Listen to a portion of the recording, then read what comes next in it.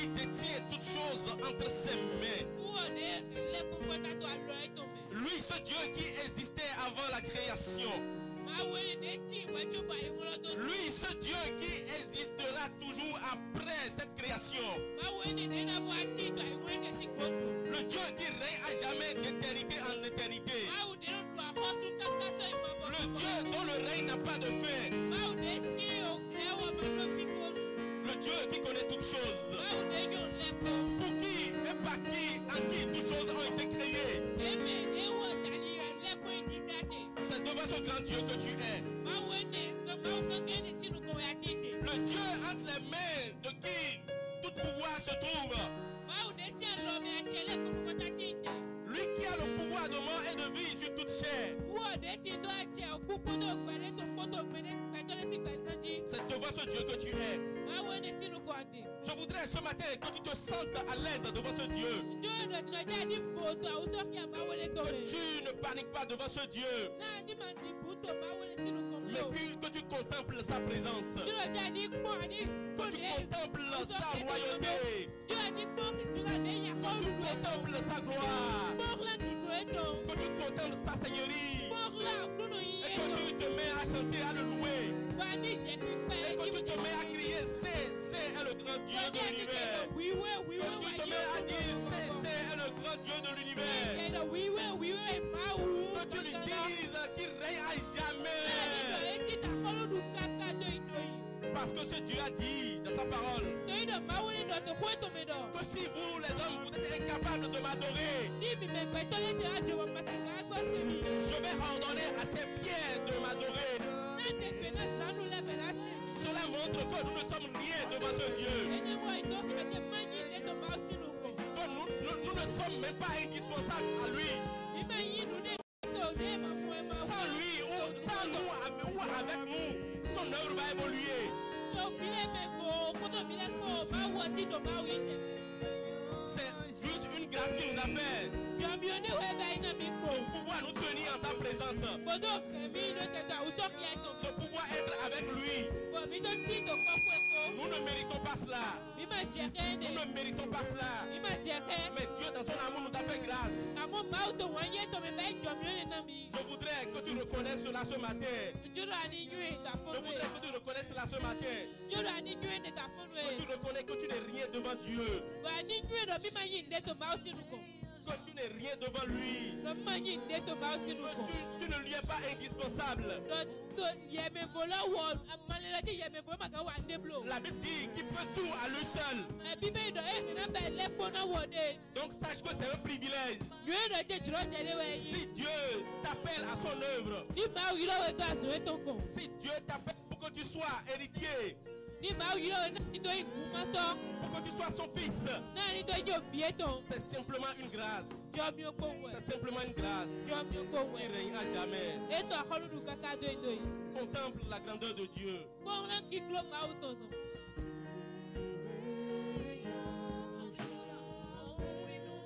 Vois-le dans sa gloire.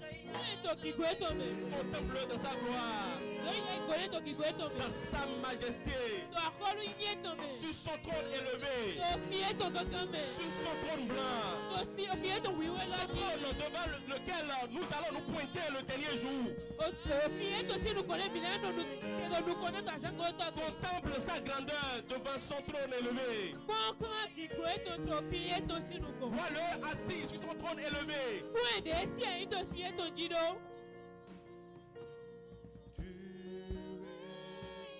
Contemple sa grandeur au travers des choses qu'il a créées.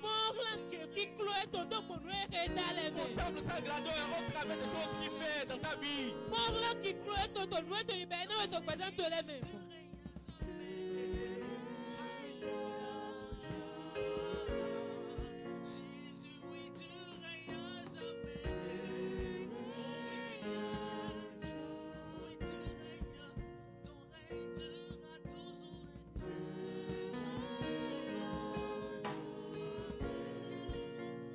Il règne à jamais. Père, nous te disons merci ce matin. Nous louons ton nom, Seigneur Jésus. Nous bénissons ton nom, Père. Tu nous rassembles encore ce matin pour te révéler davantage à nous ce matin. Pour nous révéler encore une partie de toi, Seigneur Jésus. Seigneur, nous nous humilions devant ta sainte face, Seigneur Jésus-Christ. Nous nous laissons, Seigneur, entièrement à toi, Seigneur, ce matin. Nous te supplions, Père, de par ta grâce. Parle-nous au nom de Jésus. Parle-nous, Seigneur Jésus-Christ de Nazareth. Que cette parole qui sortira ce matin, Seigneur Jésus-Christ, que cette parole brise les hauteurs qui s'élèvent dans nos cœurs au nom de Jésus. Oui, Seigneur Jésus, les hauteurs qui s'opposent à nous, qui nous empêchent de te connaître, Seigneur Jésus. Que ces hauteurs soient brisées ce matin au nom de Jésus. Les connaissances, oui, Seigneur, qui s'élèvent contre ta connaissance à toi, Christ.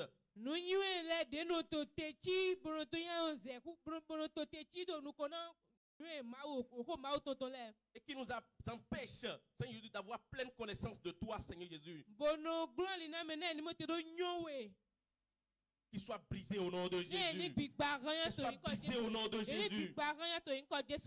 Ce matin, Seigneur, nous ne sommes qu'un vil serviteur devant toi, Seigneur Jésus. Nous ne sommes rien, Seigneur Jésus-Christ. Car nous le savons, nous avons conscience que même avec nous ou sans nous, Seigneur Jésus, ta parole sortira, Seigneur Jésus. Mais c'est par ta grâce que tu as décidé que nous soyons un canal, Seigneur, ce matin. Parle au travers de nous au nom de Jésus. Parle au travers de nous au nom de Jésus. Que nous ne soyons pas obstacles à ta parole au nom de Jésus. Tous ceux qui entendront cette parole ce matin, Seigneur Jésus-Christ, qu'ils soient affermis au nom de Jésus. Qu'ils soient enracinés encore et encore au nom de Jésus. Que cette parole délivre les cœurs, les âmes au nom de Jésus. Et que ton règne s'installe et continue de se manifester au nom de Jésus. Au nom puissant de Jésus, nous venons de prier. Merci de nous asseoir. Ce matin, nous bénissons une fois encore le nom du Seigneur. Lui qui nous a accordé cette grâce de pouvoir nous tenir devant vous ce matin. Que son nom soit éternellement glorifié. Que son nom soit glorifié dans les cieux. Ce matin, nous allons voir ensemble un petit passage. Et de ce passage, nous allons pouvoir tirer des leçons pour notre vie.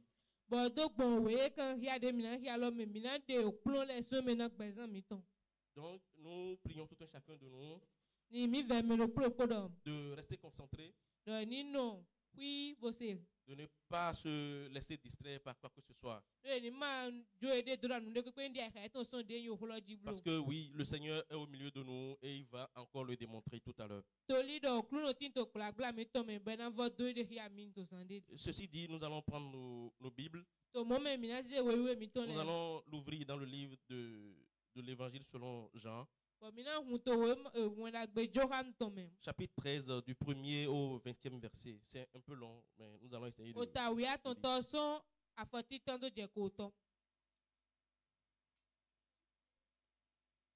Avant la fête de Pâques, Jésus, sachant que son heure était venue de passer de ce monde au Père, et ayant aimé les siens qui étaient dans le monde, il le comble à son amour. Pendant le souper, lorsque le diable avait déjà inspiré au cœur de Judas Iscariote, fils de Simon, le dessein de le livrer.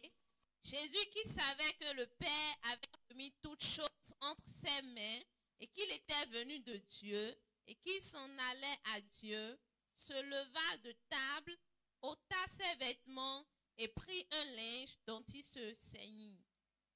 Ensuite, il versa de l'eau dans un bassin et il se mit à laver les pieds des disciples et à les essuyer avec le linge dont il était ceint. Il vint donc à Simon-Pierre et Pierre lui dit, « Toi, Seigneur, tu me laves les pieds. » Jésus lui répondit, « Ce que je fais, tu ne le comprends pas maintenant, mais tu le comprendras bientôt. » Pierre lui dit, « Non, jamais, tu ne me laveras les pieds. » Jésus lui répondit, « Si je ne te lave les pieds, si je ne te lave, tu n'auras point de part avec moi. » Simon-Pierre lui dit, « Seigneur, non seulement les pieds, mais encore les mains et la tête. » Jésus lui dit, « Celui qui est lavé n'a besoin que de se laver les pieds pour être entièrement pur. Et vous êtes purs, mais non pas tous. » Car il connaissait celui qui le livrait. C'est pourquoi il dit, « Vous n'êtes pas tous purs. Vous n'êtes pas tous purs. » Après qu'il leur eut lavé les pieds et qu'il eut pris ses vêtements, il se remit à table et leur dit, « Comprenez-vous ce que je vous ai fait? Vous m'appelez maître et seigneur, et vous dites bien, car je le suis. Si donc je vous ai lavé les pieds, moi le Seigneur et le maître, vous devez aussi vous laver les pieds les uns aux autres. Car je vous ai donné un exemple, afin que vous fassiez comme je vous ai fait. En vérité, je vous le dis, le serviteur n'est pas plus grand que son Seigneur, ni l'apôtre plus grand que celui qui l'a envoyé. Si vous savez ces choses, vous êtes heureux, pourvu que vous les pratiquiez. » Que le Seigneur bénisse sa parole. Amen. Que le Seigneur bénisse sa parole. Éternel grand Dieu, nous bénissons ton nom, Seigneur Jésus. Nous nous laissons entièrement la direction, la conduite, Seigneur Jésus. Prends le devant au nom de Jésus. Parle-nous, Seigneur, ce matin au nom de Jésus. Qu'à la fin, Seigneur Jésus, nous soyons tous joyeux, nous soyons tous ragaillardis par ta parole, Seigneur Jésus. Au nom de Jésus, nous venons de prier. Amen. Amen. Amen. Amen. Le passage que nous avons lu se trouve dans le livre, l'Évangile selon Jean, le 13e chapitre.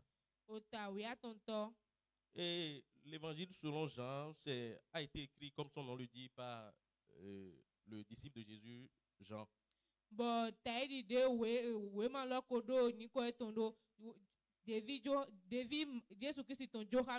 Et c'est l'un des 4 évangiles.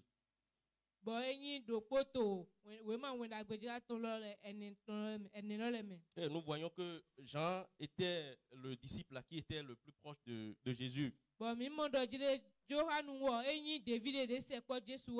Et même celui le plus aimé. Puisque si nous voyons, c'est lui qui est toujours souvent aux côtés de Jésus.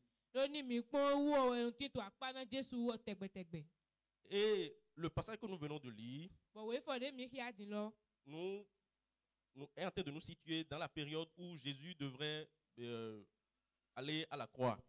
La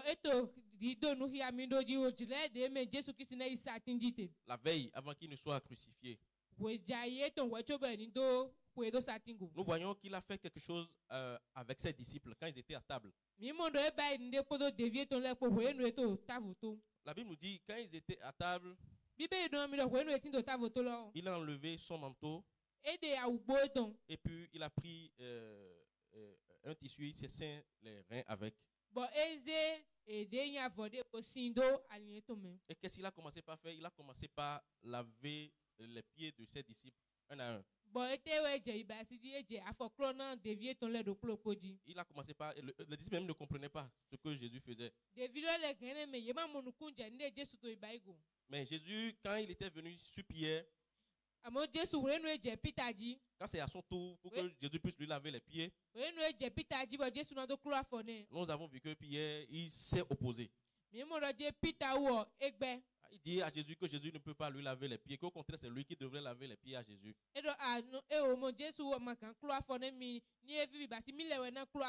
Mais Jésus lui a dit que si il ne se lève pas, il ne se laisse pas, il lui lave les pieds, qu'il ne sera plus... nous allons lire le passage là rapidement. Pierre lui dit, non, tu ne me laveras jamais les pieds. Jésus lui dit, si je ne te lave pas les pieds, tu ne pourras pas être avec moi. Donc, non, quand Jésus lui a répondu de la sorte, il a dit, si c'est ça, lave-moi les pieds, même les mains et la tête aussi.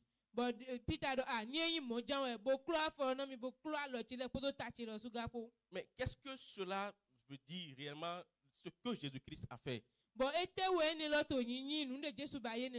Puisque si nous poursuivons la lecture, il dit quelque part que c'est un exemple qu'il est en train de leur donner.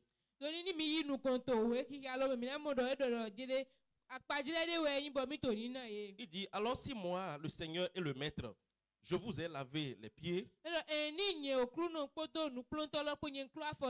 vous aussi, vous devez vous laver les pieds les uns aux autres. Je vous ai donné un exemple. Ce que je vous ai fait, faites-le vous aussi. Dans nos recherches, nous avons vu que le fait dans leur coutume, le fait de laver les pieds, l'acte de laver les pieds à quelqu'un, l'acte là est réservé uniquement aux esclaves. Ce sont les esclaves qui lavaient les pieds de leur maître. Mais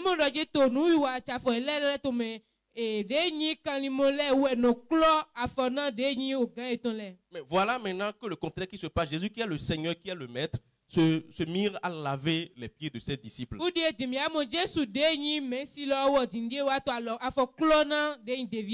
Qu'est-ce que cela démontre effectivement? Le fait que Jésus soit en train de poser cet acte. Parce que nous ne sommes pas sans savoir que chaque action que Jésus mène, il y a un enseignement derrière. Que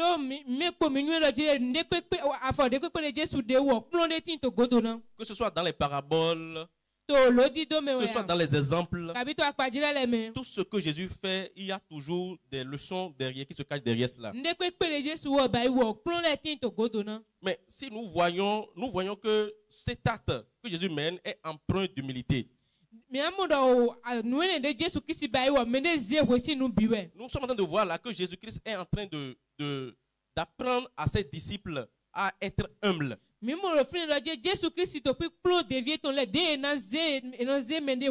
Pourquoi? Parce que nous avons dit tout à l'heure que cet acte-là, c'était réservé pour les esclaves. Ce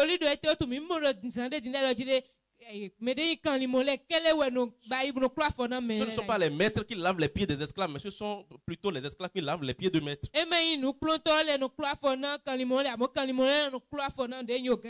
Mais nous voyons que Jésus s'est mis à laver les pieds de ses disciples pour pouvoir leur apprendre quelque chose de nouveau, pour pouvoir leur rappeler quelque chose. C'est pour cela que de l'étude de ce passage, nous avons dégagé un thème sur lequel nous allons réfléchir ce matin. Jésus-Christ, le modèle parfait de l'humilité. Jésus-Christ, le modèle parfait de l'humilité. Nous avons vu dans la Bible que la Bible nous dit que Jésus-Christ, sa vie se résume à l'humilité. Parce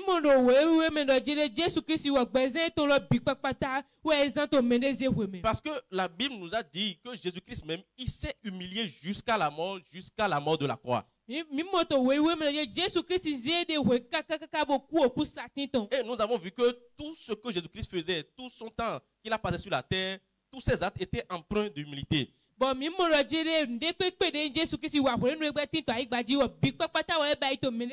La preuve, c'est ce passage que nous sommes en train de lire actuellement. Il a plu au Seigneur de nous rappeler encore cela ce matin.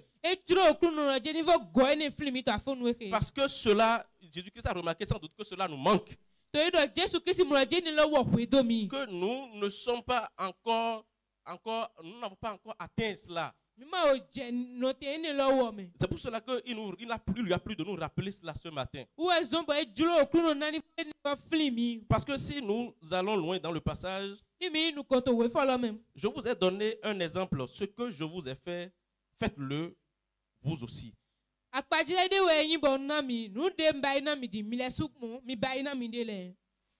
Faites ce que je vous ai fait aussi, faites-le aussi. Même si nous prenons un exemple simple dans le monde, est-ce que c'est possible que vous allez voir une autorité se mettre à laver les pieds de ses subalternes? Il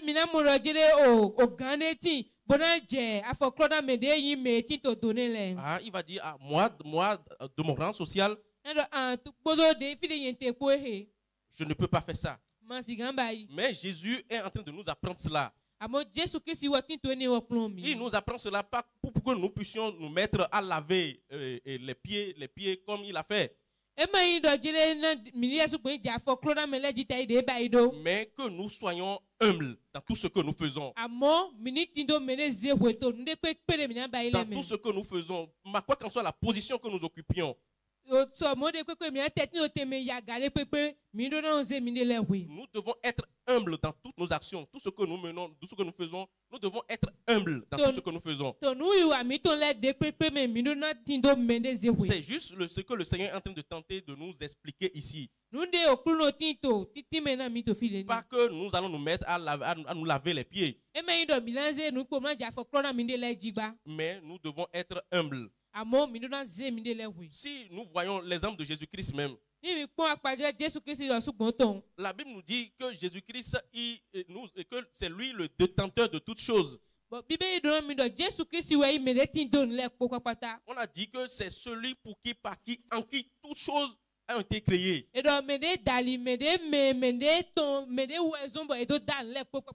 nous voyons celui-là, c'est que rempli d'humilité. Mais voyons nous autres, nous à qui le Seigneur a fait grâce et de nous accorder une petite parcelle de pouvoir. Regardons comment nous nous comportons.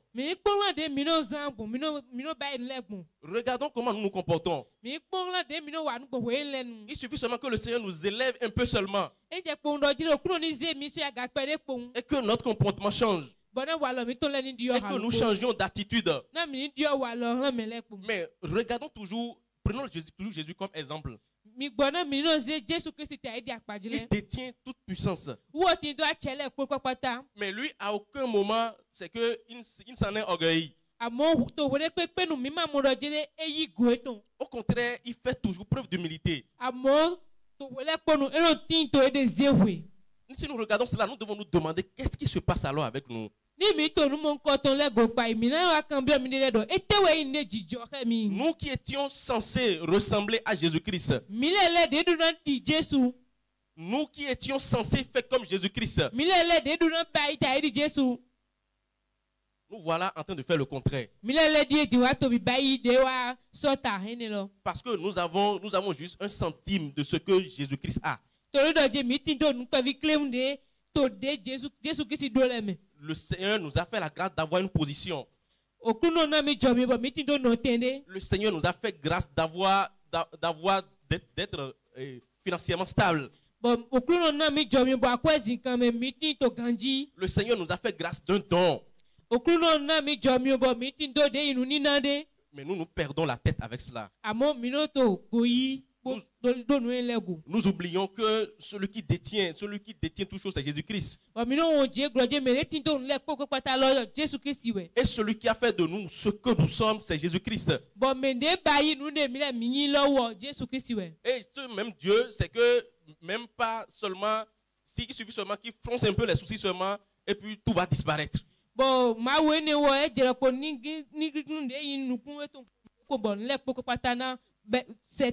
Y compris nous-mêmes. Si c'est ça, pourquoi manquons-nous d'humilité?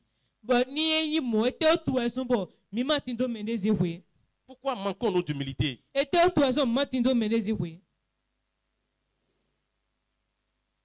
Nous n'avons rien. Nous ne méritons pas même la position que nous occupons. Mais Dieu, dans sa grandeur, dans son amour infini, nous a fait grâce, nous l'a accordé pour que nous puissions lui être utiles. Mais c'est avec ça que nous nous permettons maintenant de nous prendre la tête. Mon frère, ma soeur, l'Éternel nous parle ce matin. Je sais que nous avons entendu plusieurs fois ces messages qui nous demandent de faire preuve d'humilité. Je sais que nous avons entendu ça plusieurs fois. Mais c'est parce que le Seigneur a remarqué que cela est toujours, c'est continuant de se manifester encore au sein de nous. C'est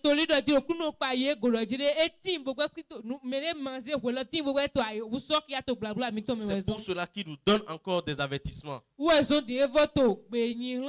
C'est pour cela qu'il nous rappelle encore à l'ordre. Pour que nous puissions laisser place à l'esprit d'humilité. Pour que nous puissions nous revêtir de l'humilité. Pour que nous soyons humbles. Pour que ce que Dieu nous donne ne soit pas un obstacle pour nous. Pour que la grâce que le Seigneur nous a faite ne soit pas un obstacle pour nous. Mais au contraire, que cela soit une bénédiction pour nous, pour que nous puissions jouir de cela comme cela se doit. Nous avons vu que lorsque le diable a voulu être orgueilleux, il a été orgueilleux. Nous avons vu ce qu'il est devenu. Le Seigneur ne voudrait pas cela pour nous ce matin. Le Seigneur veut que nous changions de vie. Le Seigneur voudrait que dans tout ce que nous fassions, même si tu es devenu chef, ce n'est pas pour ça que tu vas piétiner les plus faibles. Ce n'est pas pour cela que tu vas marcher sur eux. Ce n'est pas pour cela que tu vas bafouer les droits.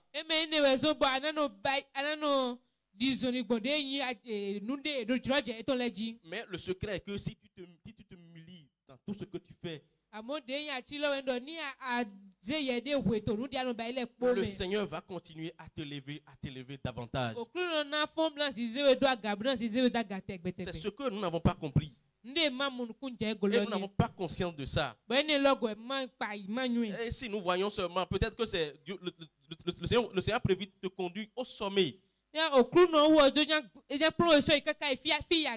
Mais il te permet d'accéder au premier degré seulement. Et c'est fini, tu te vois déjà au sommet. Ce faisant, si le Seigneur t'envoie encore au sommet, ça veut dire vraiment ce qui va se passer, nous ne sommes pas prêts à pouvoir assister à ça.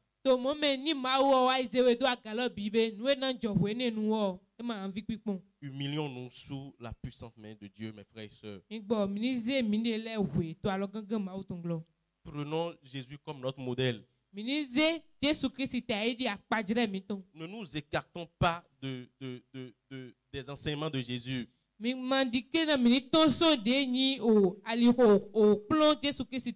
Laissons-nous transformer par la parole du Seigneur. Soyons humbles comme Jésus l'a été. Dans tout ce que nous faisons, cela ne nous coûte rien. Cela ne va rien diminuer en nous. Au contraire, moi je dis que l'humilité c'est la marque des grands.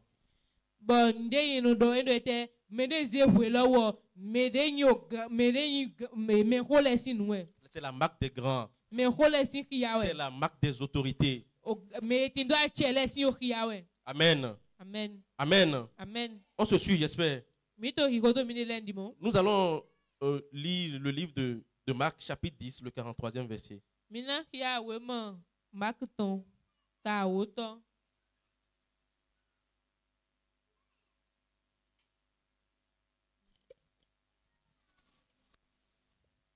Marc 10, 43.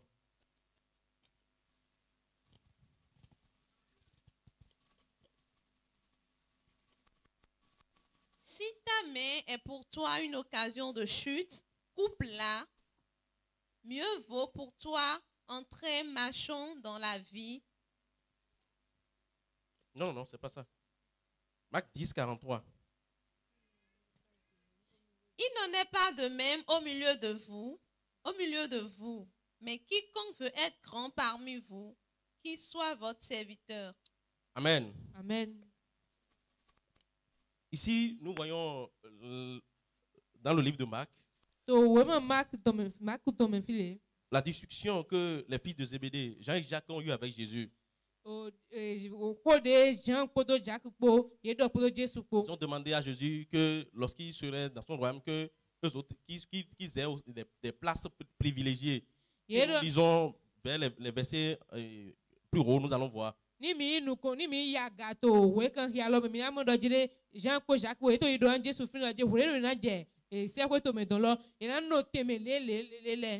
Mais Jésus, nous avons sauté, il dit, mais cela ne se passe pas ainsi. Si l'un de vous veut être important, il doit être votre serviteur. C'est pour toujours nous parler de l'humilité. Si tu veux être grand, sois juste le serviteur des autres. Si tu veux être important, fais preuve d'humilité. Seul le Seigneur élève. Seul le Seigneur élève. Nous devons nous humilier. Humilie-toi, le Seigneur va t'élever au temps convenable. Il va t'élever et toi-même, tu seras surpris. Mais tout ce qu'il faut faire attention. Lorsque le Seigneur va t'élever, quand tu seras au sommet, ne te mets pas à embêter les autres. Que l'orgueil ne te prenne pas la tête, ne te prenne pas la tête pour que tu puisses embêter les autres. Pour que tu puisses commencer par faire des distinguos. Pour que tu commences par t'isoler. Pour que tu te vois déjà plus important que les autres. Mais quand le Seigneur va t'élever, continue d'être toujours qui tu étais. Simple que tu étais, continue de l'être. Et tu verras que le Seigneur va t'élever davantage. Amen. Amen. Nous allons lire rapidement 1 Corinthiens chapitre 4, le 7e verset. 1 Corinthiens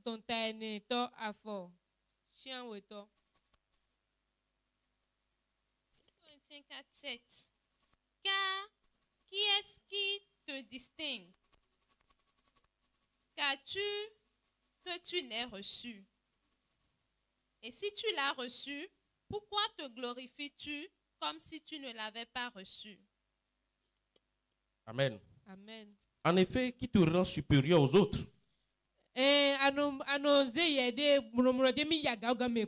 Tout ce que tu as, c'est Dieu qui te l'a donné.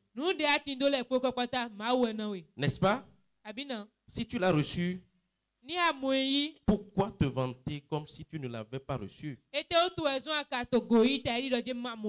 Tout ce que tu as, c'est Dieu qui te l'a donné. Pourquoi maintenant te mets-tu à te vanter?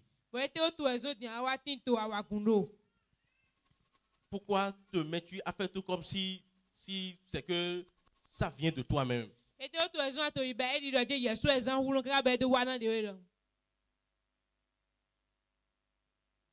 Ce que tu as, c'est Dieu qui te l'a donné. Ce don, c'est Dieu qui l'a mis en toi.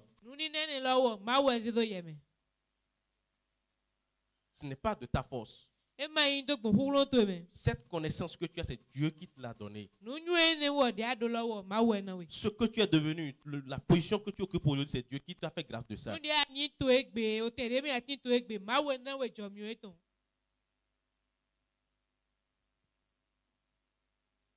Pourquoi maintenant te comportes-tu si tu ne l'avais pas reçu?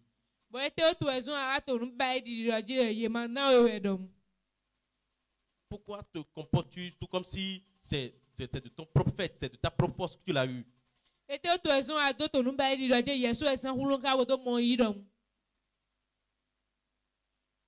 Dieu résiste aux orgueilleux. Mais il fait grâce aux humbles. Tout ce que je voudrais que nous retenons ce matin et que nous réfléchissions sur ça, c'est que Dieu résiste aux orgueilleux.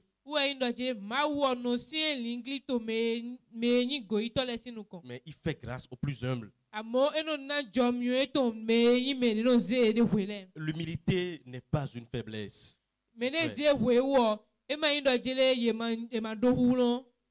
L'humilité n'est pas une faiblesse. Ce n'est pas parce que tu t'humilies, ce n'est pas pour ça que tu es bête.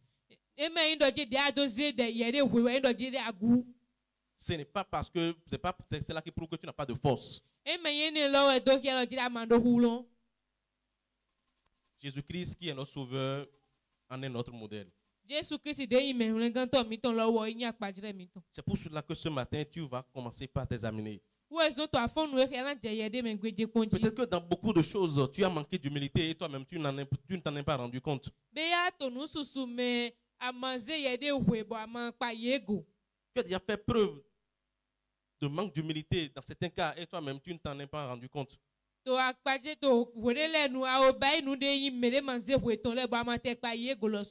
voudrais que tu entres en toi-même ce matin. Je voudrais que tu commences par t'examiner. Que tu commences par examiner chaque partie de ta vie. Que tu commences par voir dans quel cas tu as déjà fait preuve de manque d'humilité.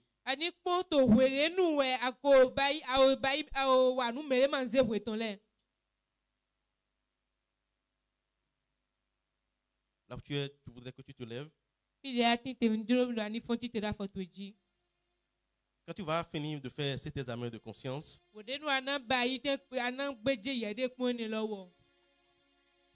peux commencer par parler à ton Dieu.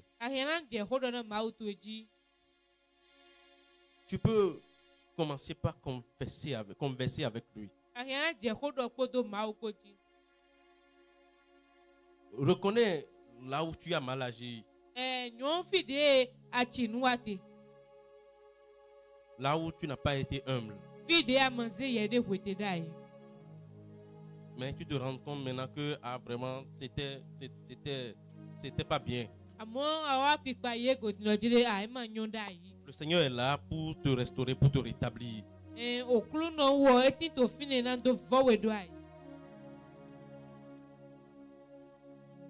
Parce que le Seigneur est à l'œuvre dans son église. Et les élévations sont en cours. Et il n'a pas encore fini. Car il vient de commencer. C'est pour cela qu'il voudrait que nous ayons ceci à cœur déjà. Pour que lorsque nous sommes en train de gravir les échelons, nous sommes en train de monter, Pour que lorsque le Seigneur va nous positionner, pour que cela ne nous prenne pas la tête.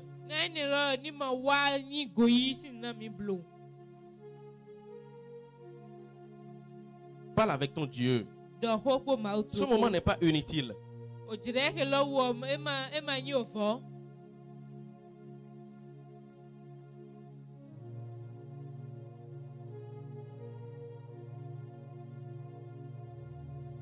Le Seigneur a commencé une œuvre dans son église, je vous l'ai dit. Des percées, nous en aurons de gauche à droite. Mais le Seigneur nous demande juste une seule chose. Humilions-nous. Humilions-nous. Humilions-nous. Ne n'oublions pas, humilions-nous. Partout où nous sommes, humilions-nous. Quoi qu'en soit la position dont Dieu nous fera grâce. Et pour y arriver, nous ne pouvons pas le faire en dehors de la parole, de la méditation de la parole de Dieu. Nous ne pourrons pas le faire sans avoir une relation étroite avec le Seigneur. Car David pouvait dire dans le livre, Josué pouvait dire, David pouvait dire, c'est dans mon je garde ta parole dans mon cœur afin de ne pas pécher contre toi.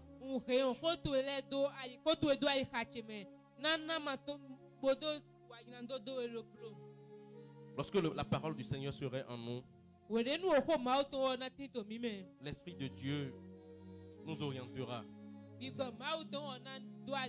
Lorsqu'il y aura un obstacle devant, il va dire non, fais ceci, fais ceci. C'est pour cela, attachons-nous à la parole de Dieu. Seule la parole de Dieu peut nous donner des avertissements, peut nous restaurer, peut nous amener à être humbles. Dis à Dieu que tu ne t'appartiens pas. Que tu ne t'appartiens pas. Que tu laisses complètement, entièrement ta vie. Qui t'aide. Qu'il vienne en aide pour toi. Qu'il te soutienne. Qu'il te soutienne. Et bannir de ta vie tout ce qui est orgueil. Tout ce qui est marque d'orgueil qui fracasse tout de ta vie. Dis-lui que tu veux être humble comme lui. Comme lui, il s'est humilié jusqu'à la mort de la croix. Que tu veux être humble comme lui. En toutes choses, tu veux être humble. Que tu veux être humble en toutes choses. Peut-être Dieu voulait déjà te positionner. Mais à cause de ton orgueil, parce que tu es imbu de ta personnalité, de ta personne,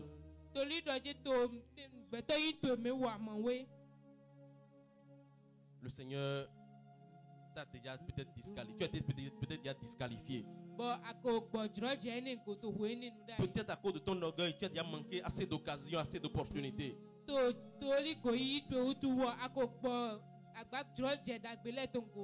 Parce que tu n'as pas encore été brisé.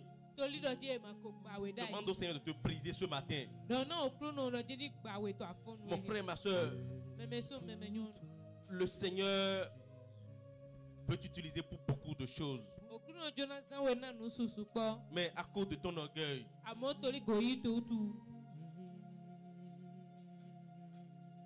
tu es toujours là où tu es. Demande le brisement de Dieu. Demande à Dieu de te briser ce matin, de te briser tout ce qui est gemme d'orgueil dans ta vie. qui t'empêche peut-être d'aller de l'avant.